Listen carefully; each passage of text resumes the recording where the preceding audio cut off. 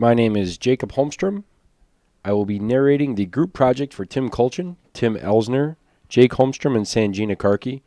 This is our final presentation for Business 605. The data that we used consists of 20 variables, has a total number of participants numbering 100, consists of 3 different cultural identity breakdowns: African American, European American, and Hispanic. And the gender orientation possibilities are male or female. The age groups identified a range of 18 to 64. Here we look at the variable view of the data set, just so everybody has an understanding. On the left-hand side, you can see the name with gender, cultural identity, then the type. 1 or 2 of those types have to be changed just to run a couple of things. You also see the values, none are missing, columns. But then there on the right, you see the measure, nominal versus scale, and everything is going to be either nominal or scale for this presentation.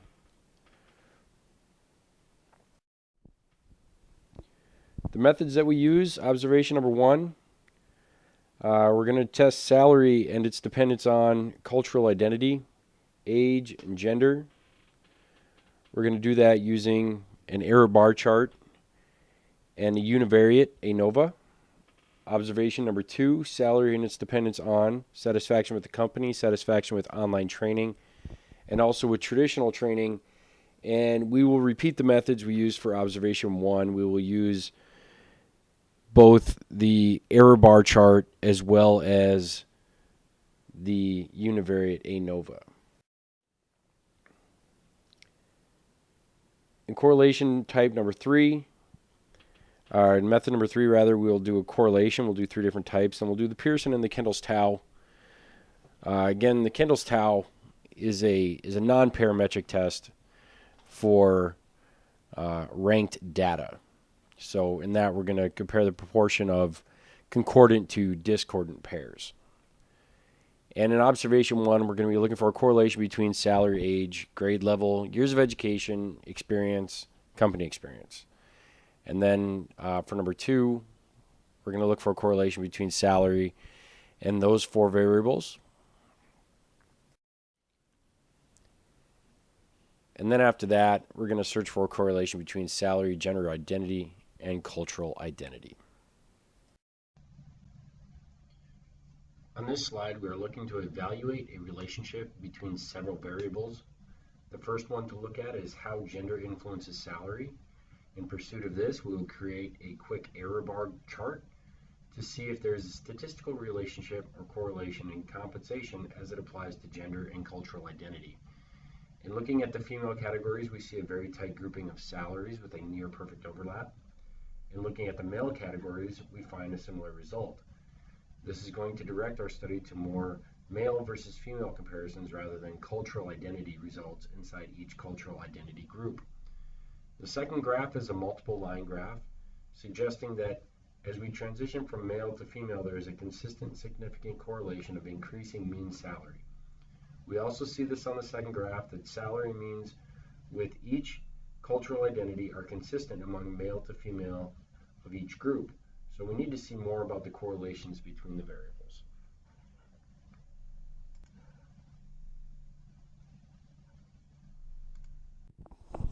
In looking at this data, we are trying to determine if there is a significant relationship between gender or cultural identity and their individual or combined impact on salary. For gender, we have an F ratio of 258.135, suggesting there's a strong relationship between gender and salary. This, combined with a p-value of less than 0.05, tells us that we are extremely confident that the relationship exists. The cultural identity has an F ratio of 1.005, and this just meets the criteria of suggesting a relationship exists. However, the p-value is 0.37, telling us that the results we obtained are most likely a result of chance rather than any correlation. When combining both gender and cultural identity, it yields an F ratio of 0.32, telling us there is almost no relationship between the 3 variables. Combining that with a p-value of 0.96 tells us that there is a 97% chance that any relationship is purely random. When comparing the data with the error bar charts from the previous slide, These results correlate well with our inferences and our initial assumptions based on that data.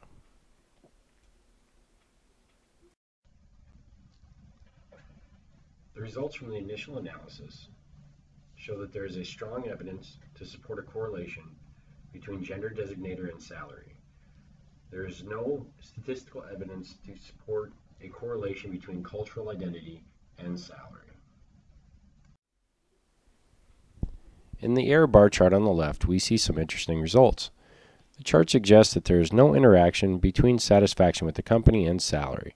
However, we can clearly see a discrepancy in pay based on gender, and we'll address that correlation later. In the error bar chart on the right, we've broken down the comparison into 3 cultural identities. With the salaries averaged among the groups, we see that there does not appear to be a correlation between satisfaction and salary. This chart also shows the limited, if any, relationship between the cultural identity and salary. We do have a couple of salaries that are outliers and appear to be skewing the data, which is why AA satisfaction score 2 and H satisfaction score 1 appear the way that they do.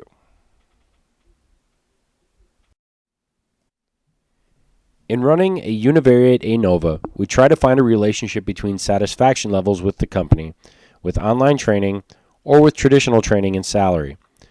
From this data, we will discuss the only item that appears to be statistically significant. With an F ratio of 2.685, which of course is greater than the required 1.0, and a significance value less than 0.05, we can infer that there is a relationship between satisfaction with the company and salary. Drawing back on previous slides, I remind you that gender appears to be the most statistically relevant variable when trying to predict salary. This slide shows the correlation analysis using the Pearson parametric. The Kendall's tau will be on the next slide. So here we have an observation 1. We're trying to draw a correlation between salary, age, grade, etc. In this, we do find some things that are significantly correlated. We can see years of experience and age are a 1-to-1 positive correlation, and something that we have to accept in that the significance value is much less than 0.05. So we are more than willing to accept that and base an inference on it. However, there are other things that we are looking at, for instance, salary and company experience. That would make sense that there would be a negative correlation, a positive correlation, that the higher your salary, the more experience you have, but it implies a negative one. But then you look at the significance value, and it's actually much higher than 0.05. So therefore, we reject that there's an actual correlation there. On this slide, we'll be running another correlation analysis, but this time we'll be using Kendall's tau. Here we can see, similar to the correlation analysis run before, that a lot of the correlations are similar in nature, only smaller in magnitude. One thing to take note of is that there's still some pretty significant correlations being drawn, for instance, between age and grade, which stands to make sense.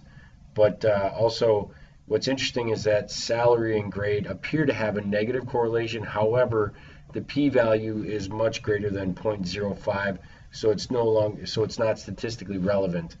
As we move to the right, again, you'll see years experience and grade both being heavily correlated. That tends to make sense. You would think that people, for instance, in the category right above it, with a 0.998 years experience and age, those things tend to make sense, logically when you think about it. So, and that's backed up with a p-value of much less than 0.05. So here we can see that there are some correlations being drawn. Unfortunately, the things that don't make sense intuitively also don't seem to be following up with an actual confidence interval that we consider acceptable. Summing up the results that we got from the previous 2 analyses, they weren't nearly as fruitful as we would have liked to have seen. For instance, we didn't get a good correlation between salary and company experience or salary and years experience. Instead, we got correlation between things like age and grade, age and years of education, age and years of experience, which those things tend to make sense. So I don't know that anybody would spend a lot of time thinking about those, as much as trying to find any correlation between salary. Anything that did sort of demonstrate any type of correlation would then have been ruled out by the fact that there was not a large confidence interval. Moving on to observation number 2, we're trying to draw a correlation between salary and effectiveness, salary and satisfaction with various variables, satisfaction with the company, online training, etc. And as we continue to look, again, we're having trouble drawing any significant correlations. There does, have some numbers that would start to imply a relationship, effectiveness with satisfaction with traditional training. That would be a good piece of information to know, seeing that it has what's trending towards a negative correlation. However, we do not have a strong confidence value there. With a SIG of 0.114, we clearly have to reject that as good data. So this, as of right now, doesn't really help us out when we're trying to draw correlations. Moving on to the Kendall's-Tau correlation analysis results, we would expect to see tighter variable numbers, so correlation coefficients should be slightly smaller, things like that. But again, as much as we get to see any type of correlation of any significance, and here one of the highest we have is the negative 0.12 with again satisfaction with training and then effectiveness. Again, we're curtailed by the 0.123 for the p-value, which just does not allow us the confidence interval we need to accept it as a good correlation. And that's backed up by SPSS not assigning any single or double asterisk to any of the values, further reminding us that there is no statistical significance in the data we see here. The results from the last group of correlations we did demonstrates to us that there's no real correlation that we can find statistically relevant or significant when looking at salary as it applies to, like I say, effectiveness, satisfaction with the various variables there. So we're going to go ahead and move on to the next topic, but I have to admit that we as a group thought that there would be a little more a correlation effect or relationship with these variables. So it's pretty interesting that we couldn't find any to speak of. In this last observation, what we're going to do is we're going to run a correlation analysis on salary as it applies to age, grade level, gender, or cultural identity. And getting quickly to the meat of the thing, we just did not find the relevance or the correlation that we were looking for. We thought we would see something that would put together salary and gender more closely, but the fact of the matter is that with the values of 0.13 plus and minus, that would start to appear to be significant. However, looking at the confidence interval, we just don't have it. With a p-value of both being much greater than 0.05, we just cannot say with any level of certainty that those results weren't random. Now, moving to the right, we can look at things like cultural identity, and you see African Americans have a positive correlation where Hispanics apparently have a negative correlation, and both of those we can take with a high level of confidence because of course we are less than the 0.05 for our p-value. So as we continue to look around, we're seeing things that we just simply did not expect. And of course, that is one of the great parts about using statistical analysis, is that the numbers will eventually speak for themselves. And here we have the Kendall's-Tau, and going back again to that same variable, the gender female and its correlation to salary. Here we have a value of a correlation coefficient of 0.08 to the negative. Now that implies a much weaker relationship than the last one. The last one was the negative 0.13, and we have a p-value of 0.33, which makes it appear that it's even more random than the last one.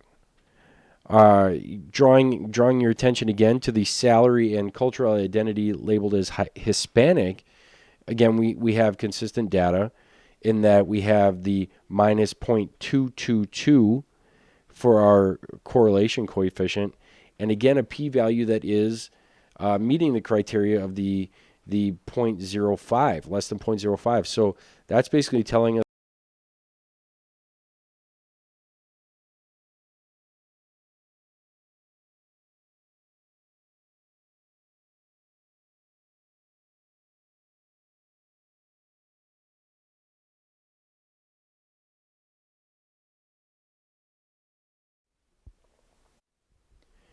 So here again, we're just sort of wrapping up the last group of observations that we looked at. Again, the correlations between salary, age, grade, etc. Some things that we looked at here as far as correlations confirmed what we already knew, and then some things or what we were inferring, and then other things sort of debunked some of the things, or maybe said that the correlation wasn't as strong as we had originally thought at the beginning of the presentation. So, as everybody likes to say, the data will out. Well, I think in this situation, we need to find a different way to correlate things like why gender and salary are displaying such a discrepancy as we saw in the first slides. In this presentation, we took the time to run some analyses on the data to help us understand better what it is that we think we know. We thought we'd see some better correlations between some variables, and it turns out that they just simply weren't there. Again, drawing some attention to the male-female versus salary correlations, that we just did not get the data that we were looking for. That isn't to say that there isn't a discrepancy, it's just that the way we ran it and the results we got were just not statistically relevant. So as we wrap this up, I think we've got some good results to come away with. We can, make some good recommendations to the executive team, and from that, we'll go ahead and close out. As we wrap up our presentation, I just wanted to take the time to say thank you to everybody for listening to our presentation. We think we put out some good data, did some good analyses. If we were a group at a company going forward with something, I think we could make some good recommendations on some of the data that we've received. We've done a good job of allowing the data to speak for itself, which caused a few of us to have to shift our paradigms. We did think we would see a couple of relationships or correlations that just did not pan out. But overall, we're pretty happy with the data that did come through. So again, thank you for taking the time to see our presentation, and good luck to everyone going forward. Thank you.